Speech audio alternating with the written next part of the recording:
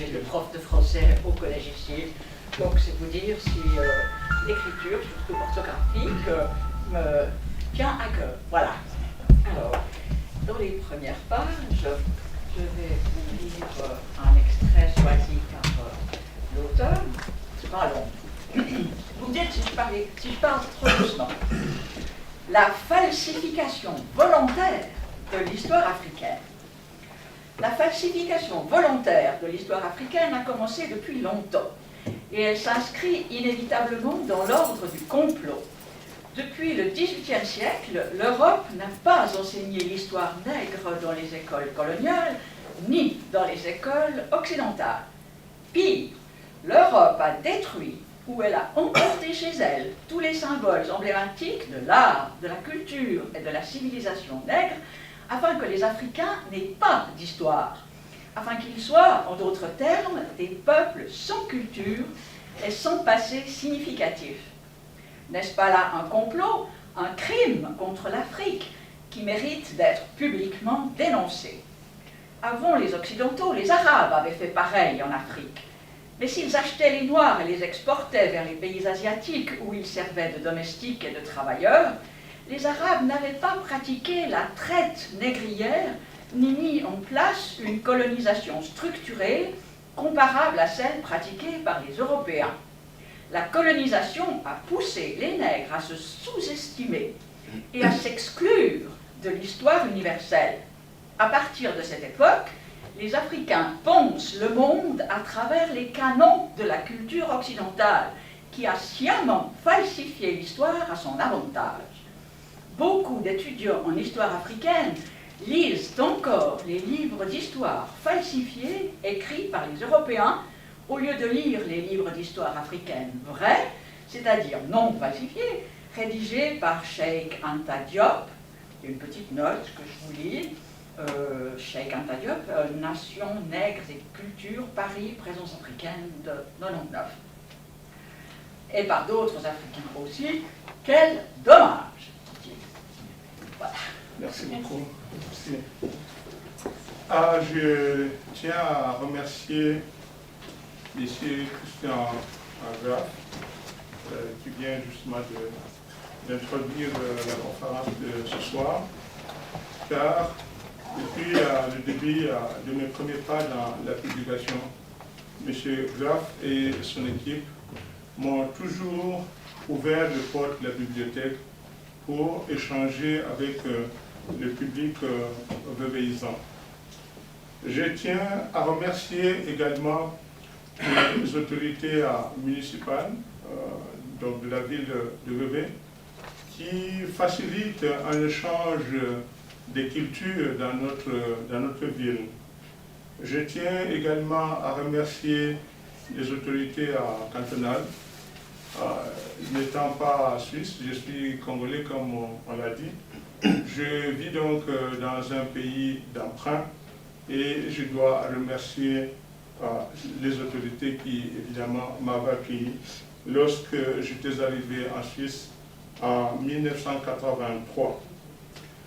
Je l'ai dit, je ne suis pas suisse et aussitôt arrivé dans le canton de Vaud, j'avais donc été accueilli dans cette région. J'avais d'abord habité à Paix, ensuite à Hollon et après à la Tour de Paix et enfin à Vevey. C'est donc dire que la plupart de mes ouvrages ont été écrits ici en Suisse et particulièrement à Vevey.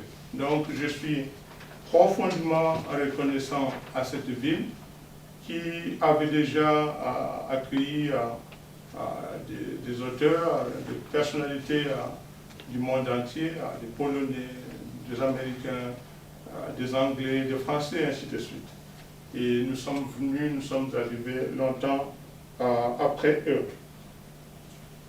Et je tiens à vous remercier, vous particulièrement, parce que chacun de vous a pu trouver un peu de temps libre pour venir écouter ma modeste personne, mais pour échanger entre nous, parce que je vais introduire certes les sujets de discussion, mais viendra ensuite l'échange qui, j'espère, sera enrichissant pour les uns et les autres. Lors d'une précédente conférence, on m'avait fait remarquer que je m'étendais assez longuement dans les détails et que je prenais beaucoup de temps. Et donc, je vais vous présenter des excuses, mais je vais vous soumettre un petit exercice narratif.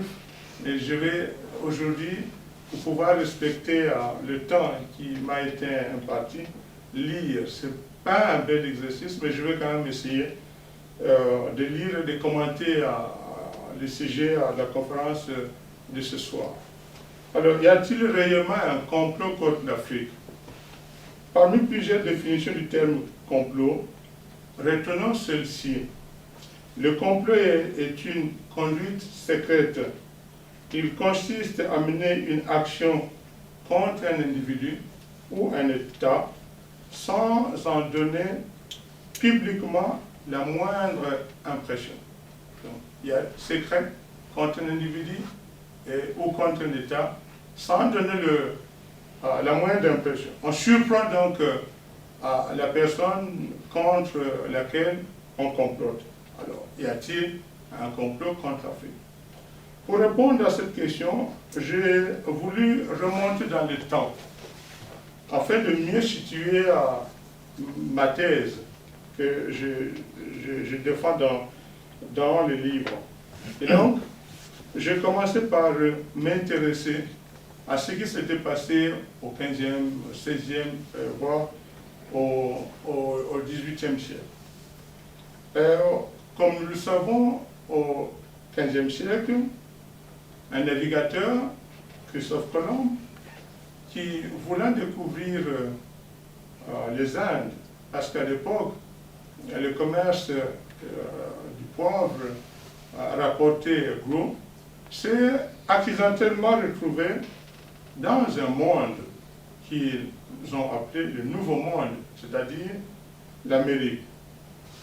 Quand il est revenu en Europe, il a parlé de ce peuple qu'il a rencontré au Nouveau Monde comme étant sympathique, ouvert, accueillant. Et lors de son deuxième voyage au retour, eh bien, il a eu un autre langage parce que les Indiens qu'il a rencontrés étaient subitement méfiants, réservés. Alors en revenant, il a eu un autre langage. Mais je ne vais pas m'attarder sur ces détails parce que vous connaissez cette histoire-là. Bref, parce que le but de la découverte était l'enrichissement, et donc les puissances de l'époque avaient voulu organiser l'exploitation du Nouveau Monde, c'est-à-dire de l'Amérique, en exploitant les terres. Ils ont donc, dans un premier temps, utilisé les Indiens, comme vous le savez. Et très rapidement, ils se sont rendus compte que les Indiens ne pouvaient pas supporter le rythme du travail et qu'ils mouraient. Ils mouraient entre autres à cause de certaines épidémies, comme vous le savez, venues de l'Europe.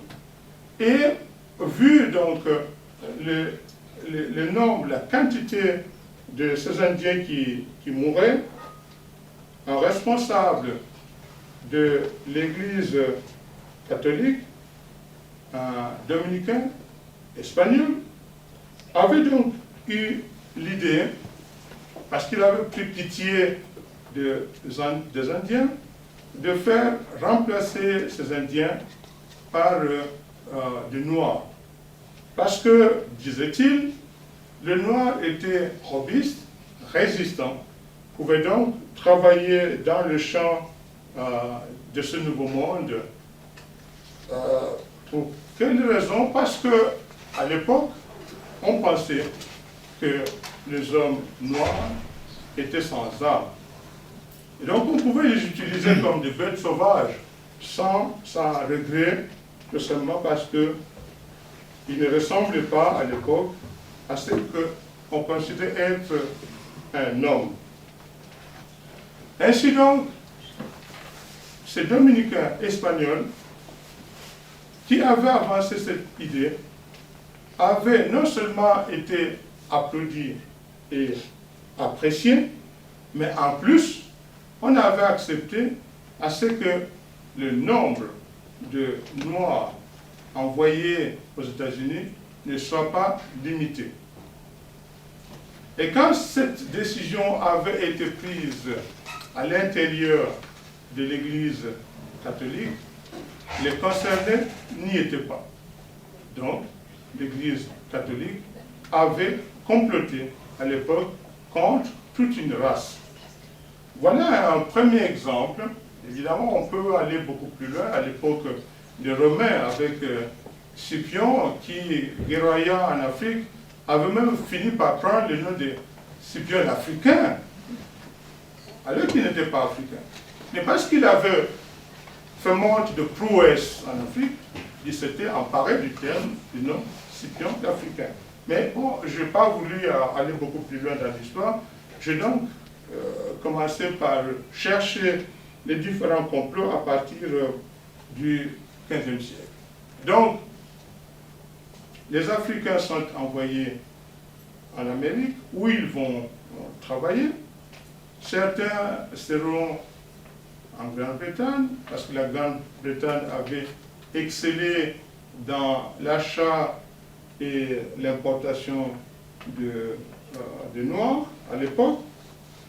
Mais, chemin faisant, on s'était finalement rendu compte que exploiter ces Africains loin de leur pays avait été une erreur. Doit-on dire qu'ils avaient pris pitié pour la cause nègre? Je ne pense pas.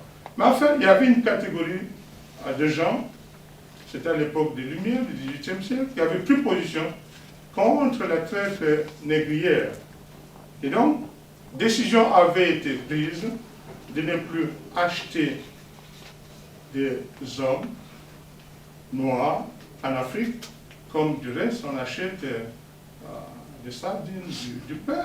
L'homme était discuté sur le marché, pesé, sous-pesé, comme il vaut.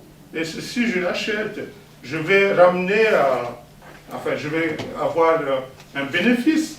Et pendant les tempêtes, par exemple, au milieu de l'océan, on jetait des êtres vivants dans l'océan, ou quand des personnes étaient malades, on s'en débarrassait, sans état d'âme. Bref, on avait donc pris pitié de ces personnes et décision avait été prise pour qu'on n'importe plus des Africains vers les États-Unis, vers le Nouveau Monde.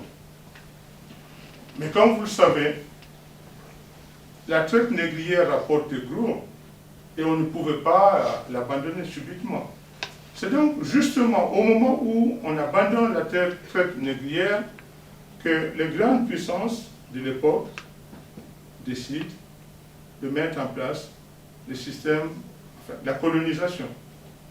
Et donc, les grandes puissances de l'époque, qui déjà étaient présentes dans différents points en Afrique, mais se querellaient entre elles, avaient finalement pris la décision de se réunir à Berlin en 1885 dans ce qu'on appelle la conférence de Berlin pour se partager l'Afrique comme on se partage un gâteau.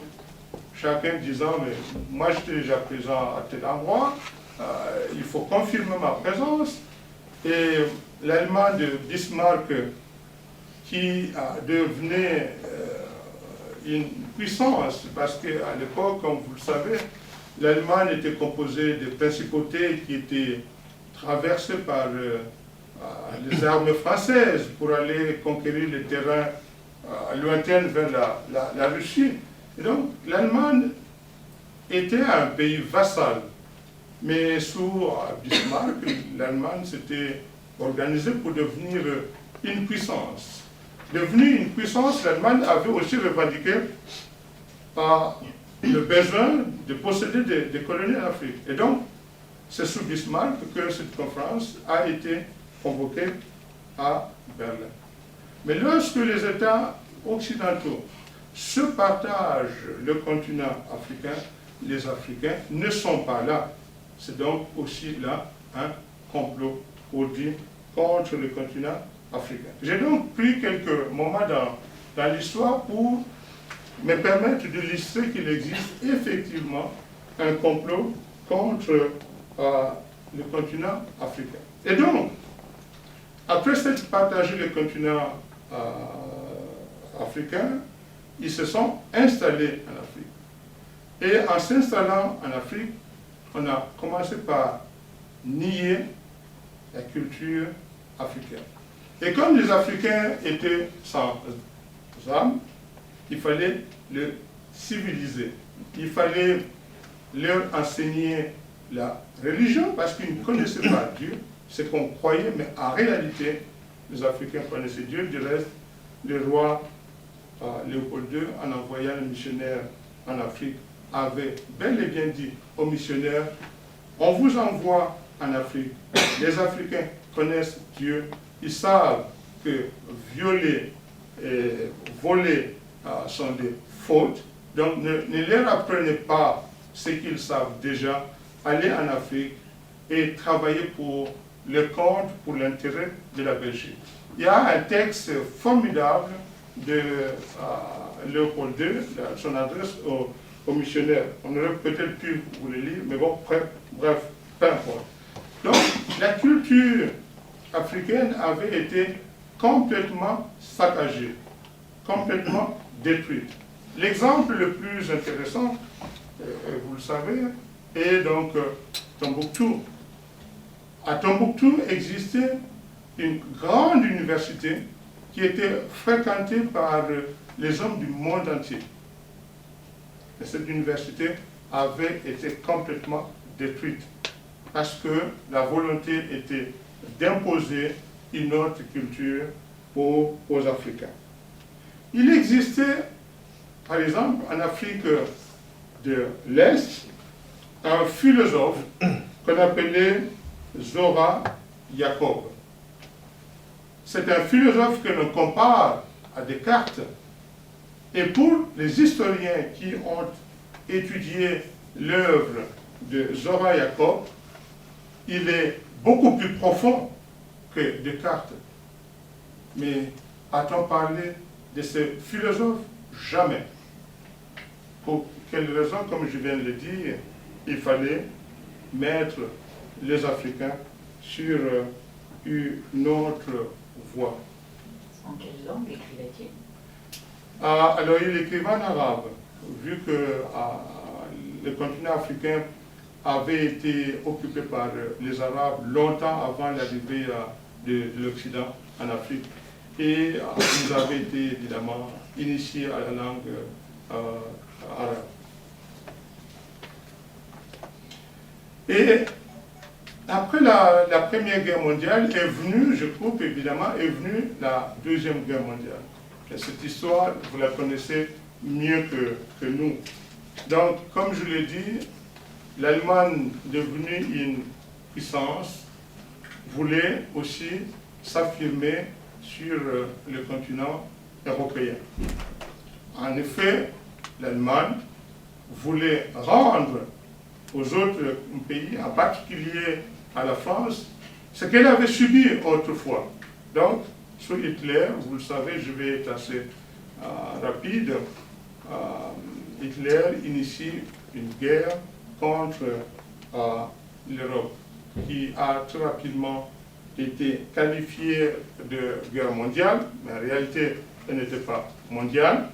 Pourquoi mondiale? Parce que finalement, ne parvenant pas à combattre efficacement l'armée allemande, les grandes puissances avaient décidé, à l'insu des Africains, de faire venir des soldats africains en Europe qui devaient être utilisés comme des chairs à canon.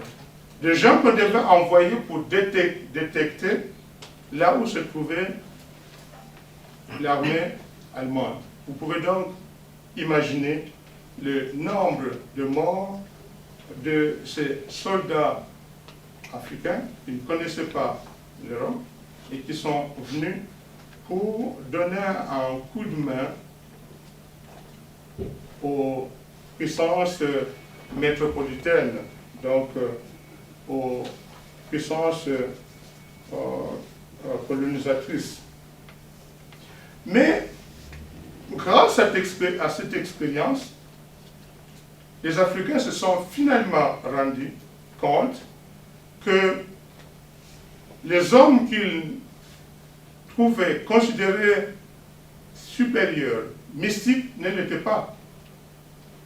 Ainsi donc, après la guerre, une fois rentrés en Afrique, ils se sont mis à revendiquer l'indépendance, l'autonomie.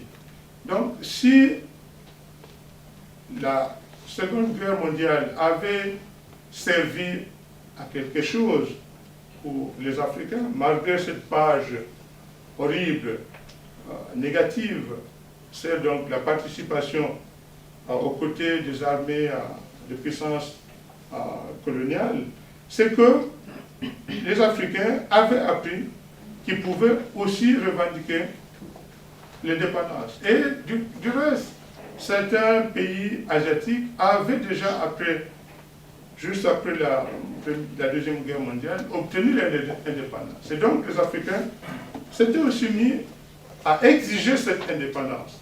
Nous sommes donc à la fin des années 50 et les pays occidentaux, les grandes puissances coloniales à l'époque, ont finalement accepté d'accorder cette indépendance, mais les termes de négociation ont été définis à l'absence des Africains. De sorte que certains Africains qui vivaient en Occident, et particulièrement en France, je prends le cas français, qui étaient déjà des Français, députés au Parlement européen, et au Parlement, excusez-moi, français, avaient été parachutés dans les États africains pour devenir des chefs d'État sans avoir été minutieusement préparés. C'était aussi là une forme de complot. C'est ainsi que, juste après l'accession de ces États nouvellement indépendants donc à la souveraineté, des personnalités comme Senghor, comme Houphouët-Boigny, la liste est longue, sont donc devenus de chefs d'État. Mais il y a eu, dans certains pays, des élites qui ont refusé le choix secret fait par les puissances occidentales. C'était des leaders du genre Sékou Touré, qui lui avait refusé d'entrer dans une forme de Commonwealth à la française que proposait De Gaulle. Mais les conséquences, vous le savez aussi, c'est que Sékou Touré avait été écarté de l'influence française et la Guinée de Sékou Touré a eu beaucoup de peine, beaucoup plus que les autres pays. Si vous comparez l'économie guinéenne et l'économie, par exemple, à Côte d'Ivoire, on se rendra vite compte du tort, si je peux parler ainsi, de Sékou Touré, d'avoir défié, d'avoir refusé le choix de Gaulle. On va peut-être lire un extrait. C'est des extraits qu'on a choisis qui ne sont pas directement en rapport avec ce que je viens de dire, juste pour vous faire une idée du contenu de ce livre.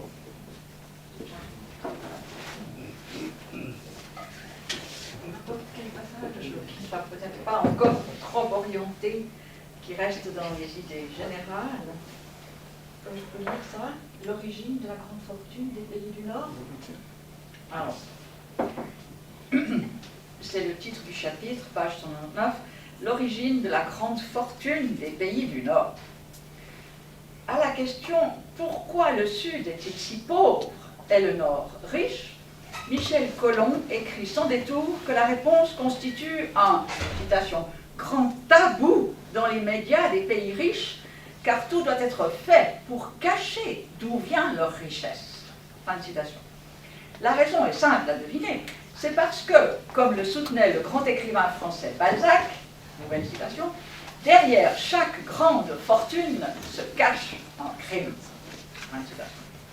Michel Colomb étaye la thèse du complot contre les pays du Sud par des faits historiquement vérifiables. Il écrit, citation, « Si l'Espagne et l'Europe ont commencé à devenir riches au XVIIe siècle, c'est parce qu'elles ont volé l'or et l'argent de l'Amérique latine, en massacrant les Indiens et sans rien payer. Si la France, l'Angleterre et les États-Unis sont devenus si riches, c'est grâce à l'esclavage, c'est en volant des êtres humains à l'Afrique, sans rien payer. Si les Mères et la Belgique et la Hollande sont devenus si riches à partir du XIXe siècle, c'est en volant des matières premières de l'Afrique et de l'Asie, sans rien payer. » Fin de citation. Dans son livre « La doctrine des bonnes intentions », Noam Chomsky emboîte le pas à M. Colomb. Il écrit, citation, « L'accumulation des richesses du Nord marche de pair avec la dépossession des pays du Sud et le crime. » Fin de citation. Michel Colomb affirme que, citation, « Depuis 5 siècles, les grandes sociétés occidentales ont pillé les richesses du tiers-monde sans les payer. On pourrait faire un tableau de chaque pays riche et montrer l'origine honteuse de chacune de ces grandes fortunes. On pourrait faire l'histoire de chaque pays pauvre et montrer qui l'a pillé et comment. Bref, nous, ça c'est au capital, nous, occidentaux, ou plutôt certains d'entre nous, sommes des voleurs et c'est pour ça que nous sommes riches. Voilà ce qu'on ne peut absolument pas dire dans les médias. » Fin de citation. Ce vol n'est pas un fait historique passé. Il se perpétue aujourd'hui encore, caché sous la fausse rhétorique de la démocratie locale. Citation, « Le néocolonialisme continue et perfectionne l'exploitation. » Fin de citation. La fixation unilatérale, la tyrannie des prix des matières premières et le poids de la dette étranglent le Sud et pourtant, citation, c'est lui donc, le Nord, qui devrait rembourser ce qu'il a volé, écrit Michel Colomb. Voilà. Merci beaucoup.